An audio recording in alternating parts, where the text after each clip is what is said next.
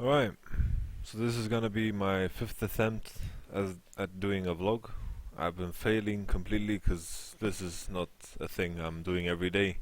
But basically I'm doing this vlog because I want to talk about my career, my future, and what I have planned for myself, because I've been getting a lot of questions and I'm sure a lot of you wonder as well. So I want to start off by saying that I will talk about what happened in these 3 months I've been in MYM in a different vlog, probably coming in like next week or something, because there's so much to bring up and I really feel the need to talk about it because I think I can provide a lot of clarity for the community, because there's a lot of misconceptions going around about what happened, and I have a lot of juicy details I can actually talk about at this point, and you guys will just have to wait another week because I've got a lot of stuff going on this week, and I'll bring it up at the end of the video. But to start off, I want to talk about my career a bit. It started off like the usual solo queue kind of thing, where basically you just play solo queue and just find a bunch of people you like and you make a team.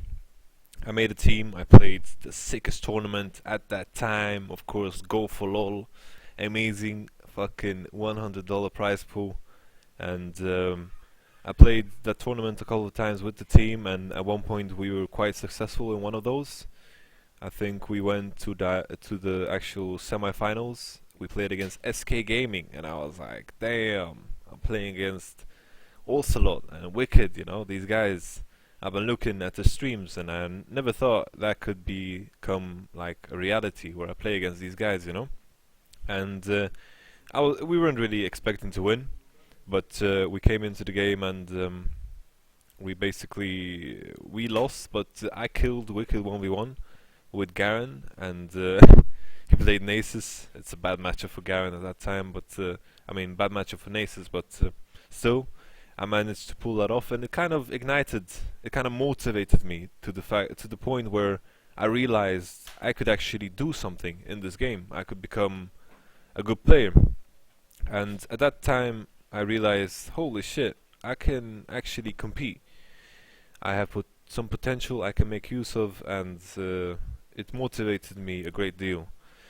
Right after that team, which was Mistral, I was approached by Tabzz, he was a good friend of mine at that time, and he said he's sick and tired of good old Lowland Lions, which the only player that is playing right now is Youngbuck, of course, and he said he just was sick and tired of that team and wanted to compete internationally, because Lowland Lions is a organization that primarily focuses on the Benelux scene, even though they have a lot of success in the challenger scene right now. At that time they were primarily focused on the Benelux scene, as I just said. So Lowland Lions have a sister organization called WesternWolves, which focus on international gameplay, and we were like approached with the offer to make a team for WesternWolves, and we picked up a bunch of random players right now, like MetalX, Lorden, and I guess the only person that stands out is of course Tabzz and Kerp. And we did pretty fine for ourselves. I think I'm happy with that team. We were competing at like a top 4 level together with Moscow 5, COG, and of course SK Gaming, and of course Absolute Legends was also a part of that top 5 thing, but they were kind of inconsistent in a way. And we were doing fine. We were beating Team Solo Mid in scrims, beating them in tournaments, and at that time it was like a good achievement because Team Solo Mid was like the biggest team at that time in season 2, of course. And with that being said, we went on, and at one point, like the players we had, they were not serious at all. Like Tabzz was super serious about the game. He played 15 hours a day, and he was amongst the best top laners, like best mid laners in Europe at that time. It was Extinct, Froggen, and Tabzz everyone was talking about. And Ocelot thought he was up there, but yeah, that's a different case. No disrespect towards Ocelot. And Tabzz was frustrated because there was casual players on the team basically, and it started showing in team practice that he was just tired of it. He was showing a lot of negative attitude towards me. The rest of the players was just being toxic in general. Remember, this is 3 years ago, so don't take my words like as if it happened now. You know, it's 3 years ago. I've changed. He's changed, of course, and we continued on. And I just said I will not play with Tabzz anymore, and I said I would find a good replacement for him. I looked around in the ladder, and like my team, they basically agree with me that this toxic attitude wouldn't work in a team that's supposed to win. So I looked around in solo queue, and I met this random guy that came from Nordic East, played in a team called XL, together with XL Winner and a bunch of players, and pretty much this kid. I saw something really like I saw talent in him. I played against him in solo queue, and he played Cassiopeia, and he just completely destroyed me. And I saw in the way he played, like I wasn't really playing bad, I was playing okay, but he just played the matchup perfectly, which was me playing Morgana into Cassiopeia. And as I saw him play, I just instantly contacted him and said, I want you for my team. And I told my team about this guy, and pretty much they were set for this guy to play with us. And of course, the person I'm talking about is Bjergsen. And you guys, I guess all of you that are watching know who Bjergsen is by this point. Very talented individual that has done really well for himself. And we were set to practice with Bjergsen, of course, with the rest of the players, Kerp, me, and MetalX, Lorden, etc. And the day we were supposed to practice, my teammates tell me that they have chosen to side with Tabzz. Alright, as I said, I didn't want to play with Tabzz, so basically moved on. I tried to make a team with Bjergsen, but it didn't really work out, because we were just scrapping for players, and it didn't really, like, there was no honeymoon phase, as you like calling it, and it just kinda crashed and burned. And right after that, I was approached by Focking, and I played a LAN event, but that's just a small part of my career. That's not really worth talking about, I think. Just a small LAN event, and right after that, I jumped into the team TT Dragons just because of one reason. I was invited to it, and I was told Nukeduck is playing on this team. And Nukeduck to me is like, at that time I knew, like I had spoken to him a couple of times on TeamSpeak, and I knew he was a guy that put like his heart into the game. He was spending countless of hours just trying to figure out like the best thing for like any matchup in mid lane, and the fact that he had this passion about the game was really impressive, and something I admired in him, that he really loved the game so much, which was rare to find. Like personally, I never like felt some kind of strong connection like regarding like as Nukeduck did to the game. I just saw like what I enjoyed was competing and knowing, like having this feeling that you beat like a human being with the same conditions. That was what was motivating me. But this guy just loved the game and just invested all of his time and energy into trying to improve and finding the best for mid lane, which was really admirable. And I just instantly knew these are the kind of traits that are going to take a player long and far into like esports. We played a LAN event. I remember we played Berlin Campus Party, and this event was such a joke for me because I played so poorly, and it was primarily for a reason, the fact that I had this wonderful idea that I'm going to eat candy the entire day, maintain a sugar rush throughout the day, and just be on top of my level all the time. So for breakfast I ate chocolate chip cookies. When I arrived at the event, I just vomited and I just felt sick, and it didn't go too well. I was just a dumb kid, you know. I'm probably a dumb kid still, but I was dumber back then. And Nukeduck was still happy with me, and I was super happy with him, and we decided to make a new team together right after Campus Party, after the disastrous performance from our team. TT Dragons was an okay organization, but our manager just completely scammed us and just owes every single one of us like 2k euro, and that kind of pisses me off. which kind of shows that like esports, like League of Legends esports, was very mature at this time.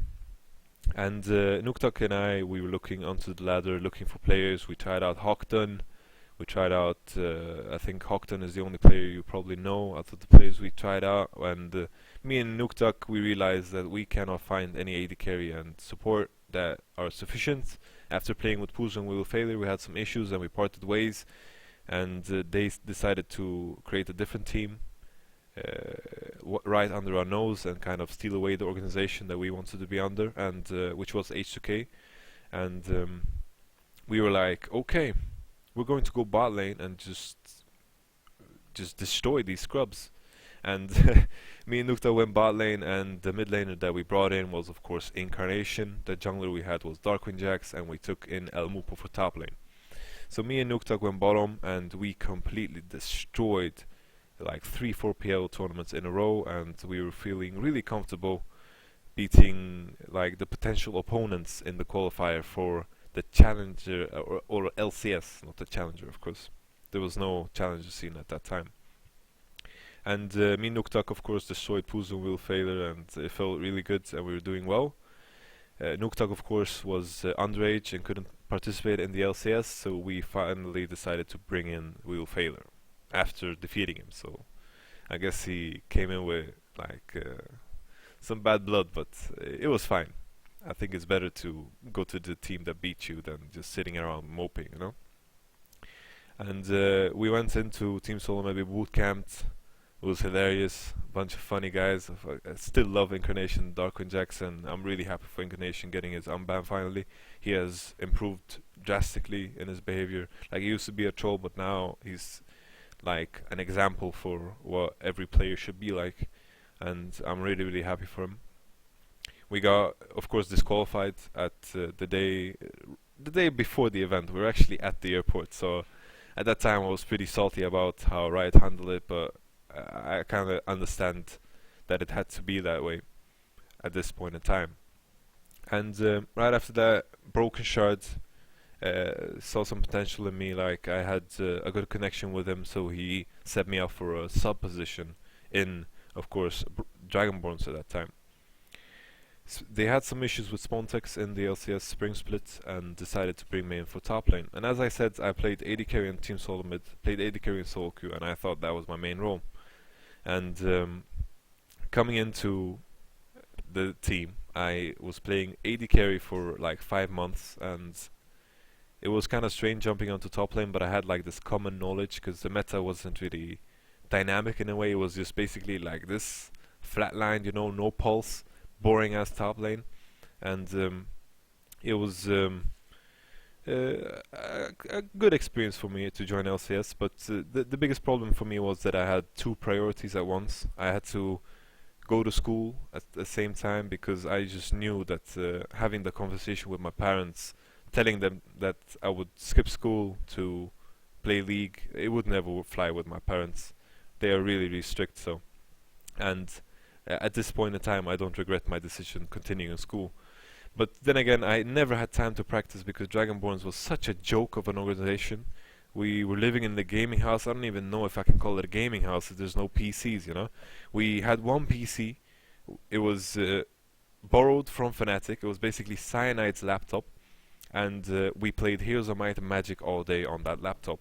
And I had my MacBook. When we finally had scrapped together 5 PCs, I was playing on my goddamn MacBook. And I don't think I need to explain how horrible that experience is. So I didn't really have time to practice because I traveled 20 hours a week. So I didn't really, a part of me felt that I didn't really seize the opportunity as I could in the LCS because my performance was really, really poor. We were heading into relegations, of course, because we got last place, and we bootcamped for 2 weeks, and I felt finally, after these 2 weeks, I was at my prime, and I think I really showed it in the game against MYM. And of course, we were 2-0. I think I had flawless KD. I think I died maybe once when we were 2-0. My KD was like 40, and then we lost 3-2 because the players on my team just kind of froze in a way. Like they decided to change the ban and pick phase because the first game was really close and we got stopped in the final push against Azerath, and they just wanted to change the banner pick phase, and like it just screwed everything over and kind of just ruined everything. And I just remember like these speeches I pulled after every game, like trying to motivate the team, and I was just destroyed when we lost 3-2. But right around the corner, after going out and partying until 8 a.m. with Extinct Freeze, was hilarious. And we were kind of... I was talking with Extinct Freeze to make Heimerdinger's Colossi, and I just instantly knew I had 5 players that could potentially qualify to LCS and do really well, which was Mithy, me, Maluno, Extinct, and Freeze. And if you just think about this lineup, it just sounds amazing already. Besides me, maybe. And like we dominated the challenges scene completely. It was a joke. Challenges scene was like not as distinguished as it is now when Riot is actually doing something for it.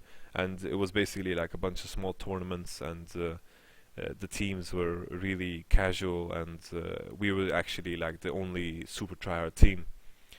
And we went and won almost every online tournament that we ever played, and we at some point basically LCS teams approached us and just snapped up every single player except me, which is completely understandable. Like what I did in game was basically I did shot calling, and I have like I have the team captain position, you know, and it doesn't really show outside of the game, so it's hard to appreciate a player that like does okay in lane, nothing spectacular, and it kind of hard to see what he does like in terms of communication. And Extinct went on to play top lane in NIP, completely understandable, because to me Extinct is one of the best players in Europe, like by far, you know, in the history of League, because he was playing phenomenally in mid, really well, and dominating overall, could win almost against any opponent in Europe, and when he swapped to top lane, instantly became one of the best top laners in Europe. That's an incredible player right there. And right after that, I decided to make a team with Amazing to form AAA. And Amazing, I really joined the team because of Amazing, because back in the DragonBorns days, we tried out Amazing and Dexter for the jungle position when Maluno was being toxic and the players were just not happy with him. Amazing said something that just echoes in my mind every time I think of Amazing, is that he basically pretty much said, I cannot do much more than Maluno does for this team. It would not be a improvement to pick me up at this time. And for a player to say that, like, I respect Amazing so much for these words. I don't even think he remembers these words, but to me they really meant a lot in terms of understanding Amazing's character. Which, like, to bring it into perspective, like as I said, challenges scene was horrible at this time, and pretty much LCS was it was pretty much all or nothing, the league scene in terms of esports, because of the LCS. And AAA, we had an event and then it just fell through, didn't really go well. And something I want to mention as well is something I kind of feel bad about in the DragonBorns days, is that we had Dexter on our team, and he was kind of new to the whole idea. I think he played solo queue, played some... I don't even know what he did before joining DragonBorns. I'm not gonna speculate, but it's irrelevant. Like, he came into the team, jumped into the LCS instantly, didn't really perform spectacularly, didn't really perform poorly either, but I was really frustrated at that time. I was completely exhausted because of school, and I just remember how I just completely, like, before the LCS games, the first LCS games we played with him, I just said like to him that I see that he has a lot of potential and he can achieve great things if he just gives his whole heart into it. And I truly meant those words.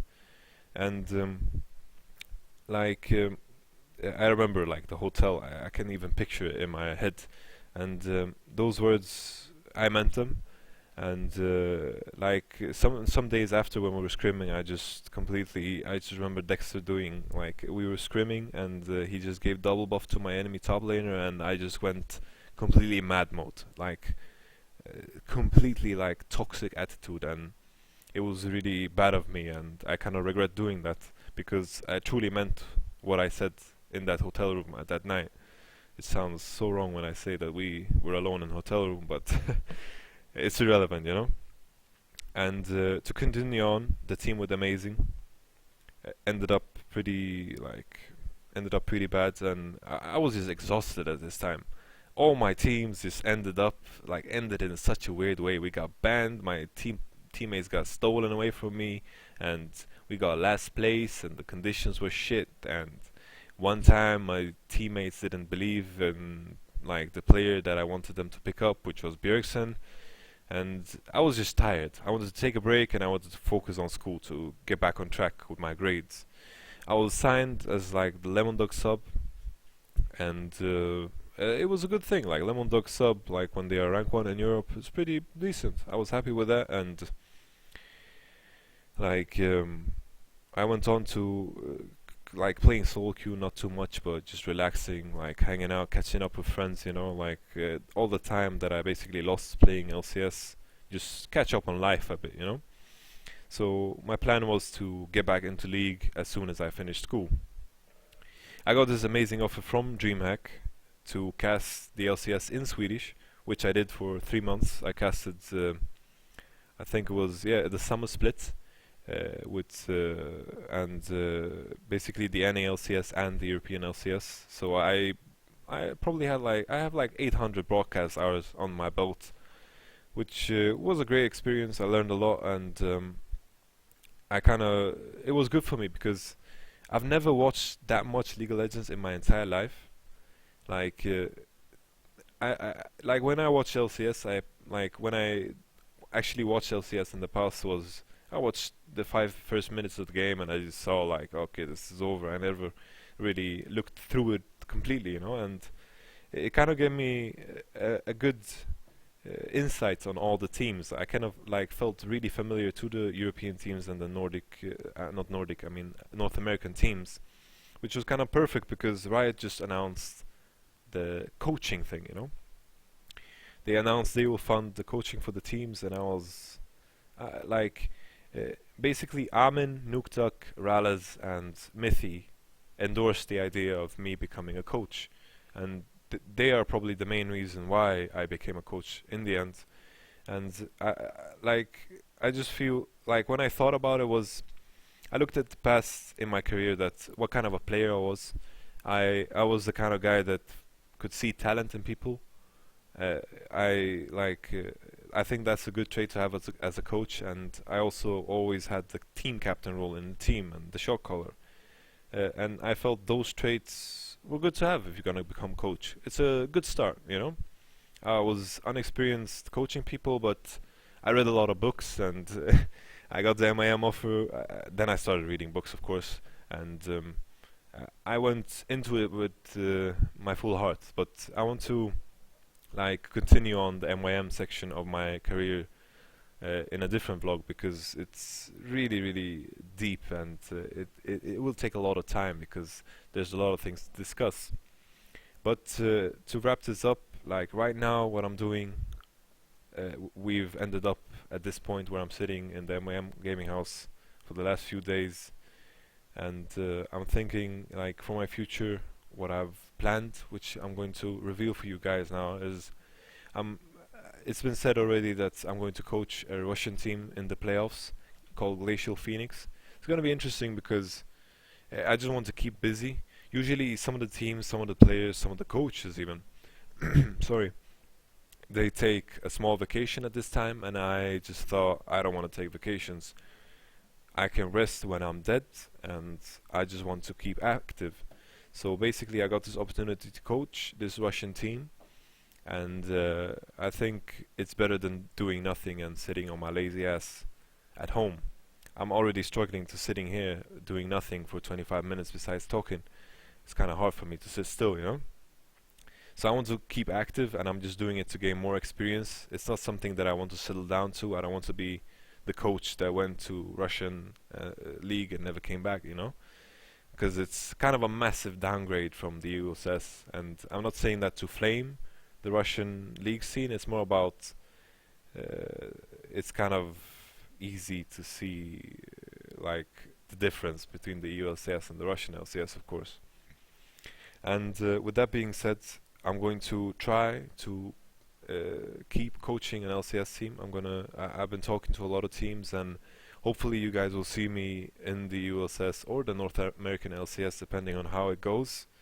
And for those asking if I'll ever become a player again, I really, really doubt it, because I feel really comfortable after these 3 months to call myself a coach, because I've learned a lot, and right now I feel super ready to coach any team, and I'm sure that I could use the knowledge that I've learned these past months to something good, and hopefully at some point in my life coach a team and take them to the grand finals and worlds, which is the dream, but I'm guessing that's far, far off in the future right now. And I also want to mention that as I said, I don't think I'll become a player ever again, because I just feel that coaching is the true calling of me. I just feel so comfortable in the role, and I think the traits I've found in myself throughout my years as a League of Legends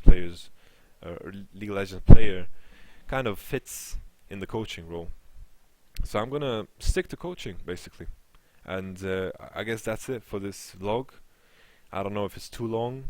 I don't know if the sound is good even, but this is the 5th take, and I want to thank everyone for your support, of course. And once again, I'll talk about the MYM part of this career story of mine in some other vlog, which will come up maybe next week or 2 weeks. We will see, basically, if I'm busy or not. And also, I want to say once again, thank you all for your support. I've said it twice already. It's worth to say it twice. Why not? And I want to say bless you, bless your face, bless you again if you sneeze during this vlog. And of course, you guys will see me around on the scene. You guys can follow me on my social media, of course. Have a good day.